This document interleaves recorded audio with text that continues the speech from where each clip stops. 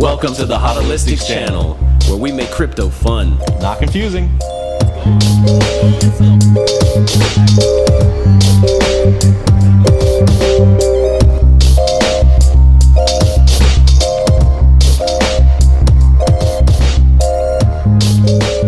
Hey, we got some urgent news for you to discuss today. Litton came in hot with the hot wallet, turned it to a cold storage wallet, and you know why? Because people are getting hacked. Today, there was a hack on CoinSpot. It's like a normal hack, except this one was down under. So in Australia, one of the companies called CoinSpot was their security was breached and a lot of information was accessed unwarrantedly, and it was a breach of security for all of their customers pretty much. And over $2 million, was it? Yeah, over $2 million worth of crypto was drained from accounts. And just so that we don't get sued, this is suspected wrongdoing. Allegedly. But this is not supposed to happen. Yeah, but that's the big story of the last couple days here. That's what happened. The crypto community was reporting that during the breach, hackers gained unauthorized access to the database, compromising a lot of sensitive information that led to the loss of these crypto assets. And so today, Litton's going to go over some very fine points that will help you avoid these type of situations so you don't fall victim to the scams that we've been talking about and the things that can happen in the dark side of the internet. Yeah, just to cut through the fluff, we're not going to go into the technical side of hacking. We're not going to go into server security. We're just going to talk about things that are relevant to you today as an investor. So when they say they stole important information, if you remember one of the videos previous, we said that the security seed phrase was a series of 24 unique words that would allow you to transact using your unique address. And so those 24 words basically is what was compromised and leaked out. And so the reason why that was even possible is because the online exchange CoinSpot stored all of these seed phrases on an online system somewhere where it was accessible to people that weren't the people that were clients of CoinSpot. And so this leads us to a very popular maxim in the crypto world, which is not your keys, not your coins. And so, like I said, when you create the address, they give you the 24 words. But if you sign up with an exchange, they open an address, they have the 24 words, they have control over that address that has the custody of your hard-won crypto. And so that's what people mean when they say not your keys, not your coins. If you don't have absolute and exclusive access and control of your crypto wallet, you are opened up to threats and vulnerabilities such as what happened in Melbourne, Australia on November 10th. You got to safeguard your investments. So that's what the whole point of today is. And how would we go about doing that? We're going to break it down. When your crypto is stored offline, it is not susceptible to online hacks or breaches, unlike exchanges where your assets are constantly connected to the internet. So offline storage keeps your investments in a secure, disconnected environment. Simply put, you're taking, like Litton said, your investment into your control and only your control. So what are we looking at here? What is a ledger? What does it look like? So I'm going to bring that screen recording up to the front, and I'm going to show you that it's ledger. It clearly says ledger right there. And something I just noticed today is that it had like laser words on the back, and it said resilient by design. I should flip that over. Resilience by design. And I thought that was cute. You can metaphor it to your own life or whatever, but I thought it was cute. What this is it contains the seed phrase of the 24 words in it. And it has a user interface with 2 buttons, and it has a pin that you have to enter. And anytime you interface with this little doodad, you need to enter a pin, which accesses your security codes, which accesses your wallet. So you need to have this physically to even access something digitally, which is one more security step that is keeping you from losing control of your assets. Right. It's like another layer of security. Right. And so this needs to be connected to your computer via a USB-C cable. It is not a wireless device, and that is good because you want your assets air-gapped. And what air-gapped means is that it's not touching a cable, to anything that's electronically enabled. It's not having an antenna out that's speaking to things radiometrically. It absolutely is a dead piece of dumb metal whenever it's not connected to a computer. Right. And so that's really helpful because when you have your assets on an exchange, when you're sleeping, things can be going on. When you have your assets in one of these, when you're sleeping, nothing is going on. And so I just wanted to show you that, and then so... That's interesting, because I thought air gapped was when girls wear those yoga pants to the gym. You know what I mean? But that makes much more sense. And so whenever Hell you yeah. have this, it comes along with a graphic user interface that is an app that you can install on your stuff. I have it open on my computer right now. I would like to show you what it looks like. If you go to the Are portfolio... we going to leave the link in the bottom for them? Of course, we're going Of to leave the link in the bottom for them. What we also going to do is we're going to leave the links for some competitors because we don't want to seem like we have favoritism, and also we want you to do your own research and because we believe in your analytic capabilities. And we're not shilling anything because we don't have any sponsors. We're just showing you what we work with. So Right. you guys got options, and definitely look at which one might fit your. Yeah, your but I'm not immune coin to trading. propaganda. The reason why I have a Yeah. ledger is because Art has a ledger. So I have a ledger because someone else had a ledger. And it works and it continues. So this is what the program looks like when you open it up. Now, if you notice, my Ledger device is not physically connected to my computer, so therefore I'm not able to make transactions. I have the numbers asterisked out because of privacy, and also because if we had numbers on the screen, numbers only serve one purpose, and that's comparison. I don't want you comparing yourself to me. I only want you to compare yourself to yourself yesterday. Right. That's what we're competing against. You are your best competition Hell yeah. in this game. It's all one-on-one. You don't have to depend on anyone else for your success. And so first thing we see is a line graph showing the value over time of my entire portfolio. And I will use the mouse to point it out here. So it goes down. You can see it goes down. But the times it goes down isn't because the market's going out. It's because I've fallen on rough times and I needed to pull some value out to pay some bills. And I just wanted to let you know that because, man, struggle's real. Yeah. And so right here we have a breakdown of my portfolio as it stands in like proportion of the whole. And so at the top you see Solana and then Bitcoin and then Render and XRP, and then it kind of gets nickel and diming down towards the bottom. And so I'm showing you this because a lot of people say I'm only invested in one project, or I'm, putting all my eggs in one basket, hoping that all my chicks will hatch. And in this world of crypto, we call them maxis. Maxis. Yes, a you got maxi is short for Bitcoin maximalist. maxis, XRP maxis. You have Solana. Like, people will only stick to that one coin like a religious belief instead of holding on to it and utilizing it as the tool and the asset that it is, with no emotional attachment to the coins. One cute thing that reminded me of is, so we got Bitcoin maxis, we got maybe even Solana maxis, but XRP is the only one with an actual name for its fanatics. It's the XRP Army. Right. But so if you can see this, Solana is my biggest bag, and that might pin me as a Solana maxi. Not a Solana maxi. I don't think that Solana is going to eat the entire universe. I just think Not that Thanos. I just think that it's going to make me the most money for this cycle, and it matches my risk and timeline and style and all that stuff that I talked about previously in previous videos. Yeah. I just wanted to touch a quick bit on each one, just so that I'm not saying random Greek words. I want to give you some context as to why I have conviction in these things. It's not going to be an entire breakdown in each one. It's just going to be a perfunctory, cursory glance at each one.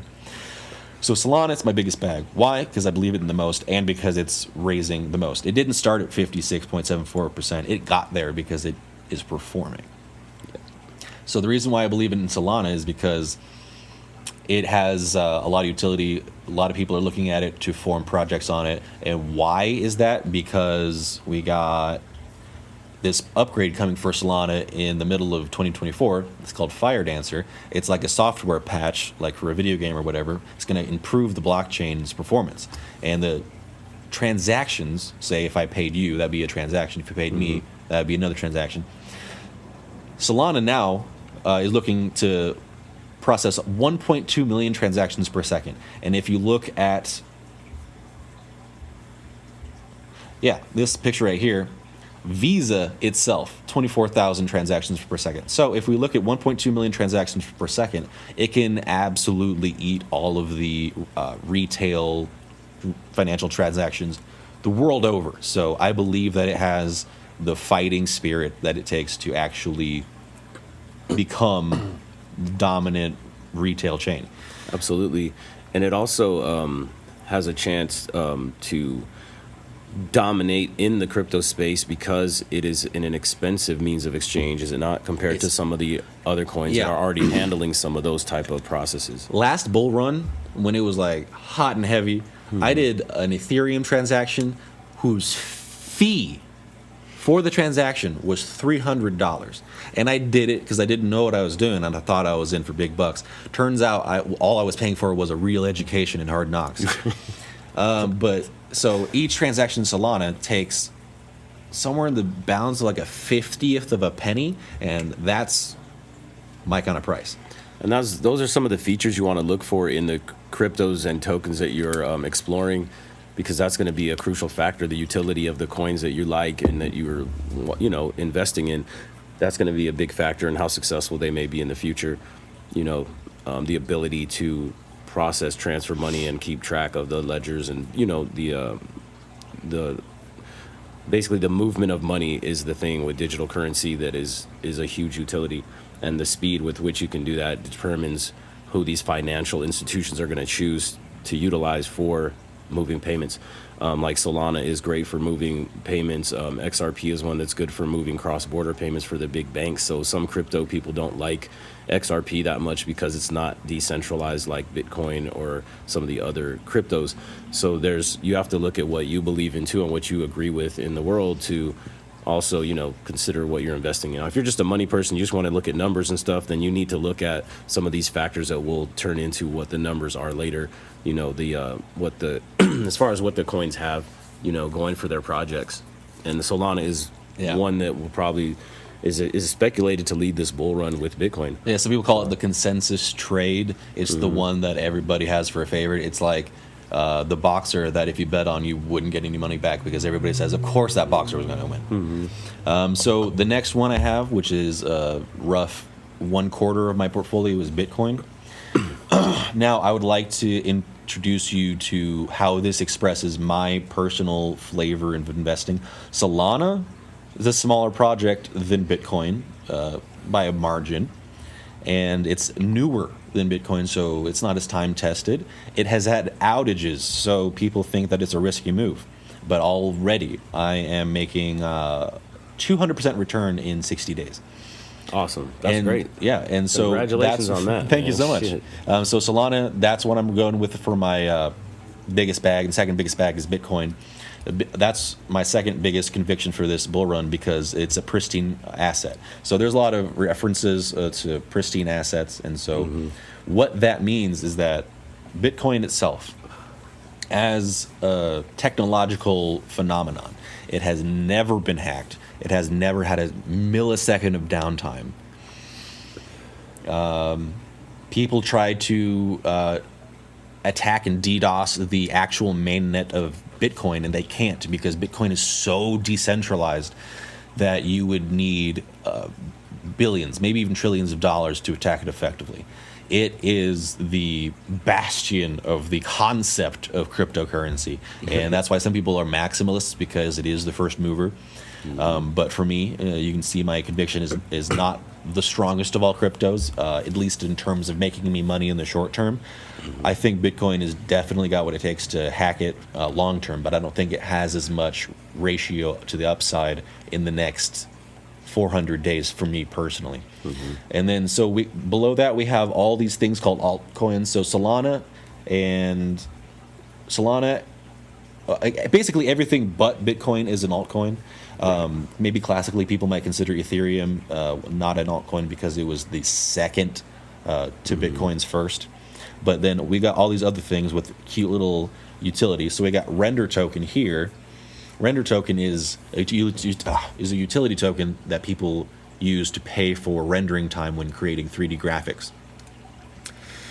And that's a new idea because it's like the sharing economy. It's like the Uber, but for rendering rigs in 3D graphics houses. And so that's a project. It's already going up. I'm already making money on it. It didn't used to be 5%, but now it is because it went up so much. XRP, I'm going to hold my horses on that because I don't want to double dip. I'm sure Art's going to fill you in on XRP. Oh, you can. The Graph token is basically like Google for crypto. You can spend the Graph token to get a query of all of the blockchains in existence, and that's really powerful because not a lot of oracles or anything like that can see all of the chains that are relevant to daily life, and let alone query them to get hard data driven results back. Link is just a blockchain that is a go-between other blockchains, so they can easily cross process or cross cooperate. And Bitcoin Cash, I will be honest with you, I don't even know why I'm holding Bitcoin Cash. It's probably because some dude paid me for some gas once. Other than that, I just wanted to show you this because it's not a random scattergun approach. You go in, you go hard, you go in early, and I'm proud to say that I got every single one of these bags during the most bleak, during the most morose, nuclear winter moments of the bear market and this most recent bear market. And so that means that I got it at a time where I have the most potential for upside. And the reason why my trades here are not tanking is because I did my research first. I knew what I was getting into, and I got into it at the best time, at the best, amplitude, which is basically all the money I have. Right. That's great. It's not easy to do, and a lot of times people talk about trying to time the market as far as where the tops and the bottoms will be. But if you can buy as close to the bottom as possible, you're in a great zone, in a great trading range to profit the most. No one can really truly guess or predict the exact bottoms. But I've seen some guys on YouTube that are TA traders and fundamental traders, and they somehow get very, very close to the exact. But now what you all may be thinking too is, what if I need to trade or access my funds, but I have them stored offline in a cold wallet?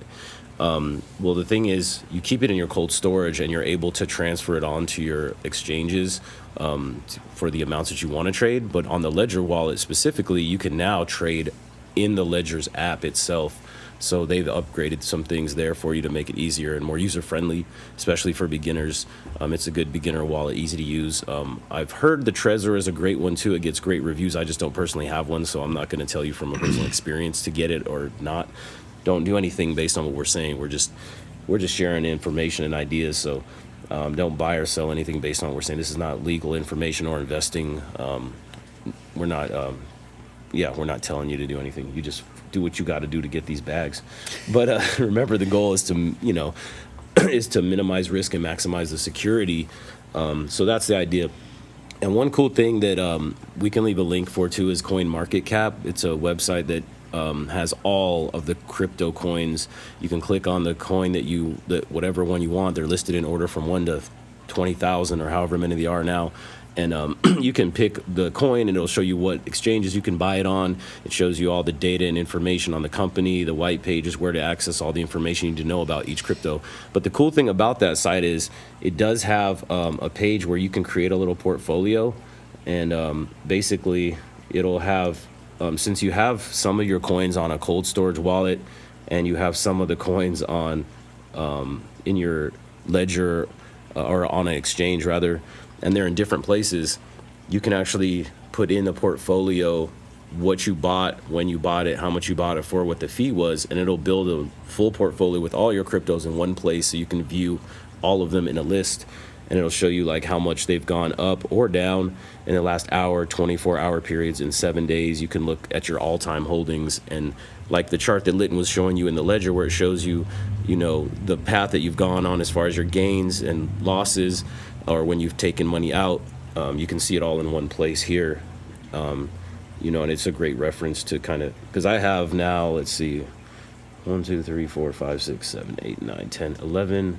I have 11 total crypto tokens that I hold and have invested in. So Just as they're a not fun- all in the same place. Just as a fun note, because he said like you can see it in real time change. If indeed my screen is still recording, we can see that Solana has bled against Bitcoin in this span of making this video.